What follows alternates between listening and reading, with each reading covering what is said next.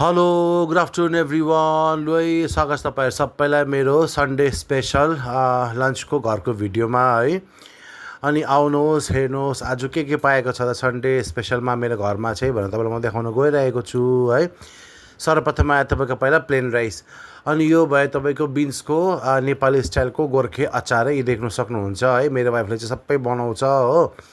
यी देख्न सक्नुहुँदैछ बिन्सको नेपाली स्टाइल गोर्खे अचार है। अनि अर्को तपाईँलाई थाहा पाउनु भयो होला, मेरो छुट्याउनु नहुने दही, यो चाहिँ हो अमिलो दही हो।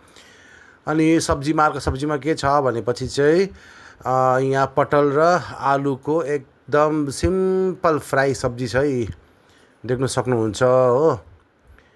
अनि दालमा चाहिँ भइहाल्यो। तपाईँ हामी चाहिँ अब अरहरको दाल खान्छु है, तर आज चाहिँ अरहर र मुसुरी दाल मिलाएर बनाएको छ मेरो वाइफले चाहिँ है।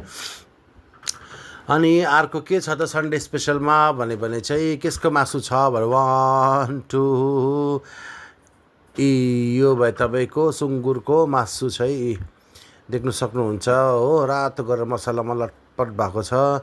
अनि करङको पिस पनि छ है, देख्न सक्नुहुन्छ है। त्यही छ साथी हो, सुँगुरको मासु भइहाल्यो आज सन्डे स्पेशलमा, देख्न सक्नुहुन्छ हो।